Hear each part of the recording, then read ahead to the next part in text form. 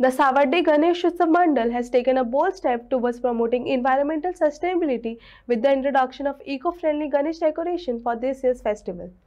In a move that aligns with their vision of community welfare, the committee members have also announced their dedication to public service. Following the festivities, they plan to channel their efforts into creating various public infrastructure projects, reinforcing their commitment to both environmental and societal well-being. Main म्हणल्यार आमी eco friendly कितें करता, हे environment आसा न्ही तांकां आमी वाचोवपाक सोदता.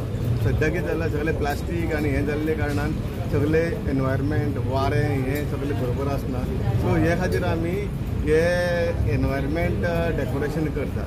तशेंच हे मंडळाचो आनी एक खासियत अशी आसा, सगळे मंडळाचे जे सभासद आनी जे एक्झिक्युटीव कमिटी आसता ती सगळी एक आसता.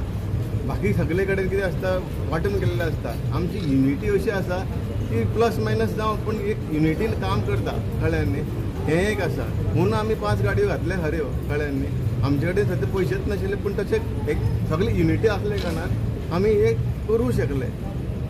आनी फुडल्या वर्सा हेज्या बरें करतले आनी असोच आमकां प्रतिसाद मेळचो लोकां कडल्यान ही उमेद बाळगून आमी फुडलें पावल उचलता.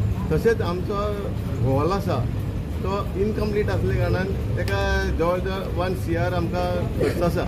AC करतलो जाल्यार जवळ जवळ 30 ते 35 लाख रुपये जाय पडटा. सो आमची इच्छा आसा की गांवांक कितें तरी मेळचें आनी लोकां खातीर आमी कितें तरी बरें दिवचें. AC हॉल आमी बांदून आमी लोकां कडल्यान चड पयशे घेवपाचेय बीन ना, पूण एक बरी फॅसिलिटी दिवची ही आमची एक मनांतल्यान इच्छा आसा.